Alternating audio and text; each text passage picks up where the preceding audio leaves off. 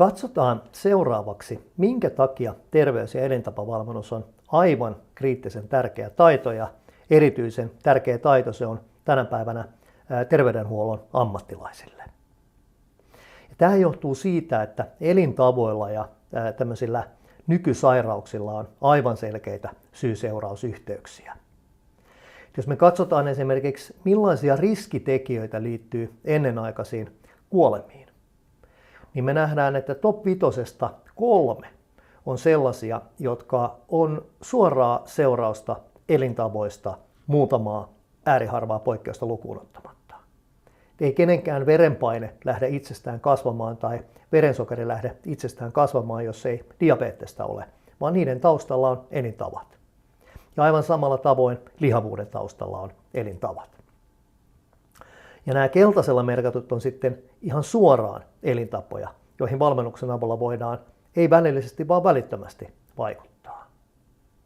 Arvellaankin, että noin 80% tämmöisten vauraiden maiden ja viime aikoina mukaan on liittynyt muun muassa maita kuten Intia, joissa kakkostyypin diabetes lisääntyy räjähdysmäisesti, niin tämänhetkisestä tautitaakasta aiheutuisi suoraan tai välillisesti elintavoista. Kun katsotaan pikkasen eteenpäin, niin ymmärrät miksi. Tässä on mun mielestä loistava Ilkka Vuoren artikkeli jo vuodelta 2015, jossa oli tarkasteltu tiettyjen sairauksien ilmaantuvuutta pienentävä vaikutus elintavoilla. Sepelvaltimotauti, joka on Suomessa tosi yleinen sairaus, lähes 90% voitaisiin välttää hieman elintapoihin keskittymällä. Samoin sydämen toiminnanvajauksesta, aivohavereista valtaosa. Jopa syövistä tuommoinen 1/4 olisi vältettävissä terveellisillä elintavoilla ja paksu- ja peräsuolen syövästä peräti 40%. Tyyppi 2 raskausdiabeteksesta 85% ja kohonneesta verenpaineesta noin puolet. Miehillä vähän enemmän vielä kuin naisilla.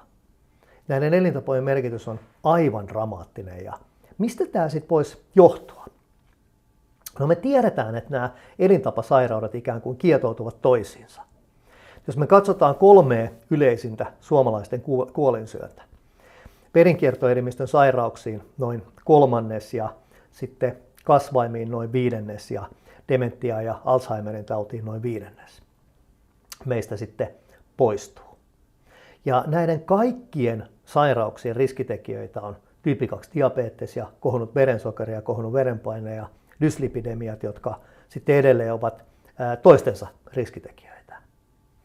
Ja edelleen näiden kaikkien sairauksien riskitekijöitä on lihavuus.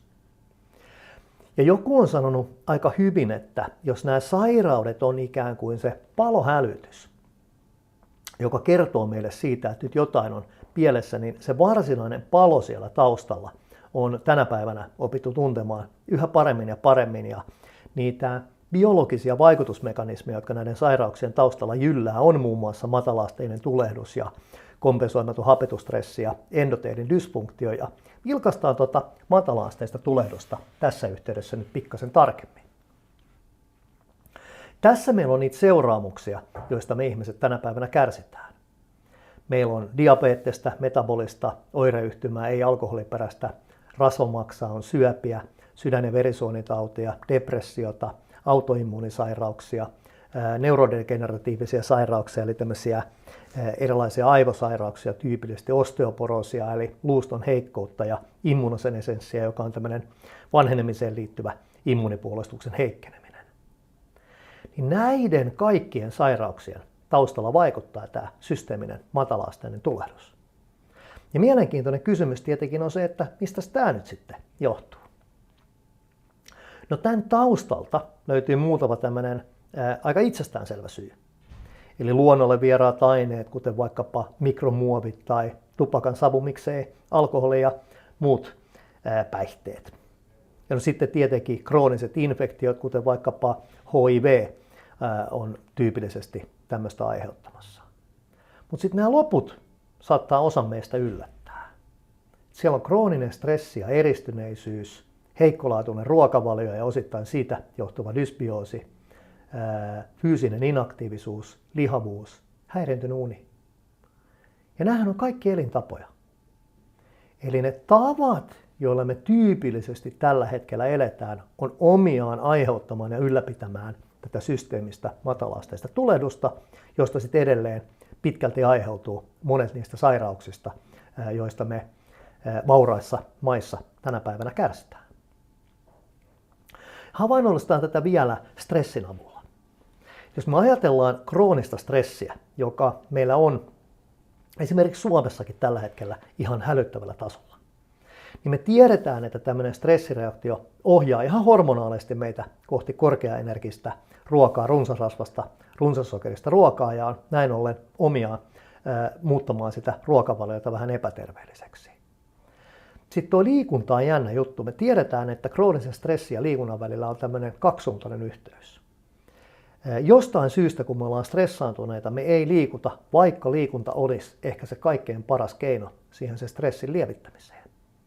No, mielenterveyden haasteet lisääntyy kroonisessa stressissä, houkutus erilaisille päihteille kasvaa, sosiaaliset suhteet kärsii ja totta kai sitten uni häiriintyy tai jää liian vähäiseksi. Mutta kun tässä ei vielä ole kaikki. Sen lisäksi nämä elintavat vaikuttaa ihan ratkaisevalla tavalla myös toisiinsa. Uni voimistaa sitä meidän hormonaalista drivea kohti epäterveellisempää ruokavaliota. Väsyneenä me ei jakseta olla fyysisesti aktiivisia, se lisää mielenterveyden haasteita, haittaa sosiaalisia suhteita, lisää houkutusta, käyttää erinäköisiä päihteitä sitten unilääkkeenä. No, niin kuin toimitaan, niin ne sosiaaliset suhteet saattaa edelleenkin kärsiä, uni aivan varmasti kärsii, mielenterveyden haasteet saattaa lisääntyä, krapulassa ei tee mieli lähteä liikkumaan. Kun me ei liikuta, niin me ei saada liikunnasta irti sitä ruokavaliota tasapainottavaa vaikutusta, joka me muuten saataisiin.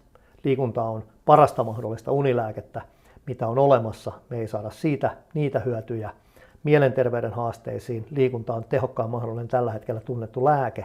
Me ei sitä hyötyä saada, jolloin se ihmisen kyky kestää ja säädellä sitä psyykkistä kuormitusta heikkenee, kunnes se murentuu. Ja nyt se taika on siinä, että aivan saman ikään kuin spiraalin voi kääntää toiseen suuntaan. Katsotaanpa. Jos me vaikkapa oltaisiin sen verran fyysisesti aktiivisia, kun se tilanne antaa periksi, niin me saataisiin sieltä ne vaikutukset siihen, että meidän ruokavalio ikään kuin vähän kuin itsestään lähtisi heivaantumaan terveellisempään suuntaan. Kuten mainittu, fyysinen aktiivisuus on aivan parasta mahdollista unilääkettä, mitä ihminen tietää. Me käytetään fyysisessä aktiivisuudessa energiaksi ainetta nimeltä adenosiinitrifosfaattia, kun sieltä se fosfaattiryhmä purkautuu, niin sitä adenosiinia kertyy aivoihin ja se on kehon omaa unihiakkaa. Mitä enemmän sitä adenosiinia kertyy, niin sen paremmin me nukutaan. No, se tarjoaa mahdollisuuksia toi liikunta palkitseville sosiaalisille suhteille. No, eipä sitä viitti oikein dokaillakaan sitten, että pystyy liikkumaan. Ja kuten mainittu, niin se on tehokkainta mahdollista hoitoa moniin mielenterveyden haasteisiin, mitä me tällä hetkellä tiedetään. No, sitten kun se ravitsemus lähtee menee kuntoon, niin sitä kautta me pystytään tukemaan unta. Se tukee mielenterveyttä. Kun me saadaan hyvää unta, niin se edelleen tukee sitä terveellistä ravitsemusta. Totta kai silloin jaksetaan myös liikkua. Mielenterveyden haasteet luonnollisesti vähäisempiä, kun uni on riittävää ja laadukasta. Houkutus käyttää niitä päihteitä unilääkkeenä vähenee ja aivan varmasti me ollaan mukavampaa seuraa, kun me ollaan riittävän hyvin nukuttuja. Ja sosiaaliset suhteet totta kai vähentää sitten mielenterveyden haasteita ja kun me ei niitä päihteitäkään käytetä, ne parantaa sosiaalisia suhteita, uni paranee päihteettömyyden johdosta, mahdollisuus liikkua paranee ja totta kai mielenterveyden haasteet vähenee. Ja tällaiseen kehään, jos me saadaan se ihminen, niin se kyky kestää ja säädellä sitä psyykkistä kuormitusta lähteekin kasvamaan. Ja vaikka mä tässä käytin esimerkkinä stressiä, niin mä olisin aivan yhtä hyvin voinut puhua lihavuudesta.